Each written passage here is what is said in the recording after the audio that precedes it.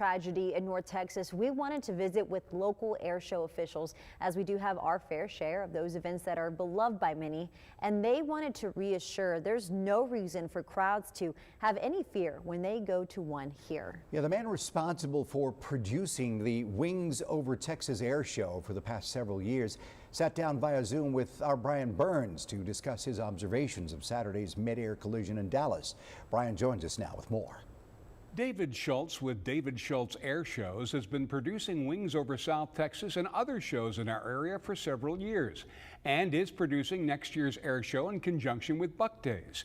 He joined us from his Pennsylvania office to share his observations of this weekend's tragic crash. We started our conversation by reviewing video supplied by the audience in Dallas and posted on social media, showing the moments before and after the crash that claimed 6 lives.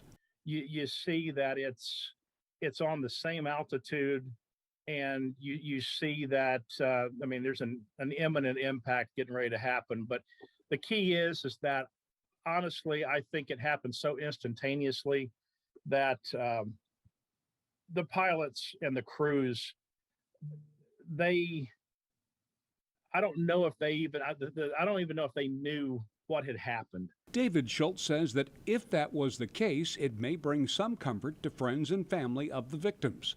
But Schultz, who is producing the air show for the Buck Days Commission in the spring, says the Corpus Christi flight demonstrations are different than the vintage-only aircraft that performed in Dallas. We have F-16 demos. We have the Blue Angels. We have other types of fighter aircraft, Coast Guard demos, things like that happen. So it's a different type of dynamic.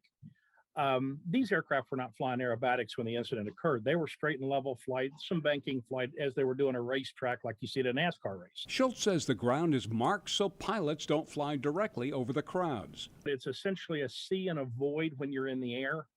And then it's up to the air traffic controller, what we call an air boss in the air show industry, to help maintain that visual separation and the sequencing so that there's something in front of the crowd the entire time. Schultz says he'll be here at the beginning of December when the Buccaneer Commission announces plans for the air show in May. He says the pilots who died were like family. These guys died doing what they loved. Brian Burns, 3 News. All right, thank you, Brian, for that.